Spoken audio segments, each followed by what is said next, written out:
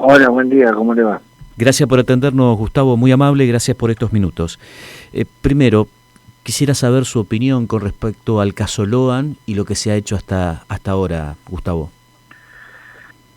Bueno, lamentablemente en el caso Loan no se ha cumplido con el protocolo de búsqueda de personas, con las recomendaciones de la Corte Interamericana de Derechos Humanos y lo que ratifica la Corte Suprema, y para que el oyente pueda entenderlo más sencillamente, explicarte que cuando desaparece una persona en un contexto de vulnerabilidad social, Sí. sobre todo tratándose de una persona menor, siempre se barajan varias hipótesis y uno tiene que encuadrar la causa desde la hipótesis más severa hasta la hipótesis más liviana.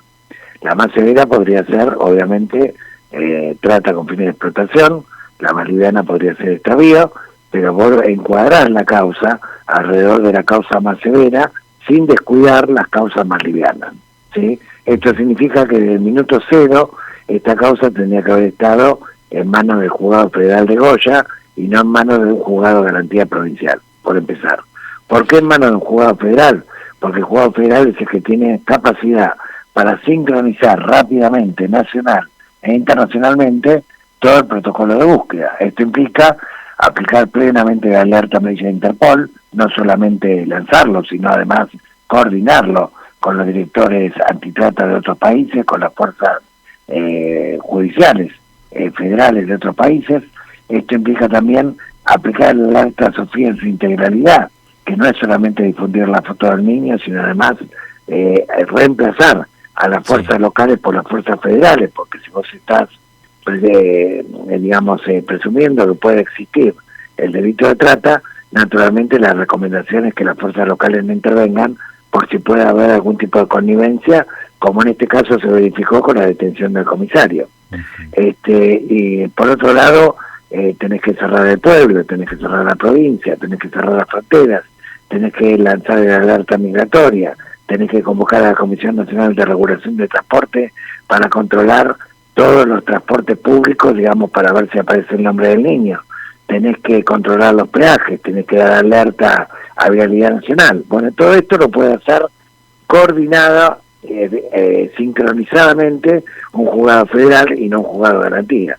El juzgado de garantía puede lanzar algunas alertas, pero después no tiene control sobre las mismas, digamos, porque obviamente no está preparado para ese tipo de investigación. En ese contexto, sí, Gustavo, en ese contexto se perdió. La causa se pisó en un juzgado de garantías con una hipótesis que fue la más liviana, la posibilidad de extravío, pero además, inclusive, en la búsqueda de extravío, hubo códigos de procedimientos que estuvieron totalmente transgredidos. Por ejemplo, vos sabés que los teléfonos fueron peritados recién 7 días después, los vehículos también, incluso de los detenidos, lo cual de alguna manera habla de la impericia con la que se estuvo trabajando, impericia que, bueno, cuando se comete tantas veces y tan reiteradamente, uno tiende a pensar que había cierta situación de encubrimiento del poder real que se escondía detrás de la desaparición de Loan, y el poder real es el que estaba en el calabozo. Una funcionaria municipal, secretaria de producción, que antes había sido presidenta del Consejo Deliberante, que fue intendente interina, un capitán de navío, nada más y nada menos que el comisario. Son los tres que están como principales imputados en la causa, junto con el tío de Loan, que pudo haber sido un entregador. Y bueno, esto sumado al hecho, digamos, de que el juzgado de garantías en los primeros días, en vez de peritar celulares o autos, se preocupaba más por convocar a la gente que se manifestaba a que fuera a declarar, mientras el comisario los apretaba para que no se movilizaran más. Es decir, toda una situación realmente muy bochornosa, digamos, que se hizo perder muchísimo tiempo, y yo lo que espero es que en el día de hoy, finalmente, el juzgado de garantías decline, como corresponde, como legalmente corresponde, su competencia, y le pase la causa inmediatamente al juzgado federal de Goya, de la doctora Cristina Pozar Penso, y al fiscal federal, que para que investiguen, para que reinicien una investigación independiente, sincronizando todos los recursos del Estado Nacional y su coordinación con los países limítrofes. Ahora, Gustavo, apelando a su vasta experiencia en esta temática, ¿se perdió mucho tiempo? Muchísimo tiempo se perdió.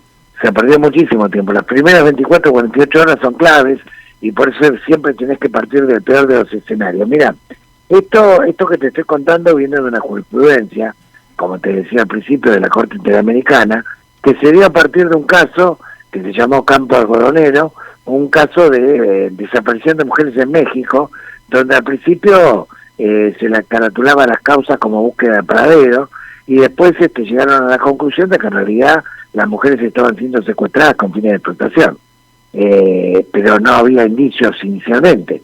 Entonces la recomendación de la Corte de ahí en más fue que cuando hubiera una desaparición de personas, sobre todo en contexto de vulnerabilidad, lo primero era prever el peor de los escenarios y subordinar las demás hipótesis al peor de los escenarios. ¿Me explico? Sí. Esto es lo que no se hizo exactamente al revés.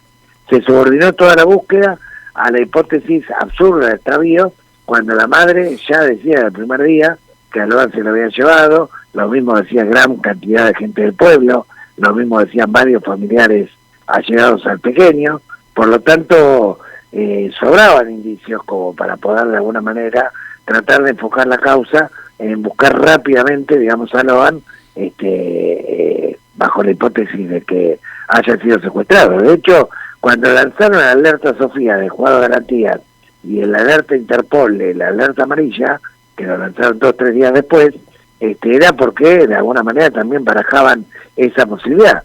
Si barajaban esa posibilidad, la causa tendría que haber estado conducida desde el principio por el Juzgado Federal y con fuerzas de seguridad federales y no con la policía local.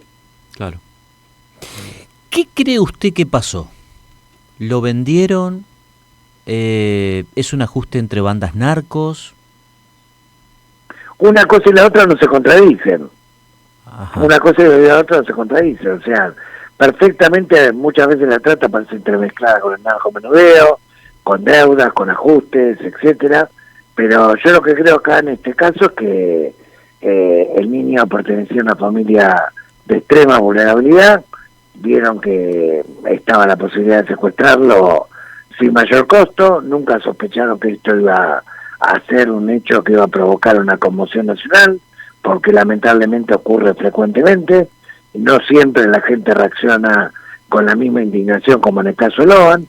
Yo creo que en este caso la indignación tiene que ver con la angustia social que hoy el pueblo argentino está teniendo respecto a la posibilidad de llegar a fin de mes, la preocupación por perder el trabajo, el desorden que ha tenido en su vida en los últimos meses, más allá de que algunos tengan esperanza y otros no estoy opinando de un enfoque partidario, sino de un enfoque sociológico. No, yo coincido con usted plenamente y creo que se está quedando corto, Gustavo. Pero podría comparar, por ejemplo, con 2 otros casos. Sí. El caso de Marita Verón, por ejemplo, tuvo también una situación de conmoción nacional, porque se daba en el contexto del 2002. Y vos recordás cómo estaba la Argentina en el 2002, después del estallido de la convertibilidad. Sí. El caso del incendio de un taller clandestino en Caballito también fue una conmoción importante porque se dio inmediatamente después de Cromañón y la destitución del jefe de gobierno Aníbal Ibarra. Es decir, hay momentos particulares en los cuales de alguna manera estos temas que ocurren todos los días, lamentablemente, en determinados momentos tocan las fibras íntimas del corazón de un pueblo, y de un pueblo que se pregunta si el Estado por lo menos me va a garantizar que va a cuidar a mis hijos, o si cuando mi hijo desaparezca lo van a buscar, y si los que lo buscan van a ser independientes o van a ser gente que está comprometida con el secuestro del niño. ¿La política es parte de este problema? La política, la trata atraviesa transversalmente todos los partidos, todo el espectro nacional, y obviamente no hay trata sin complicidad total. O sea, no es lo mismo secuestrar a una persona con fines de explotación que robarse la billetera en un colectivo.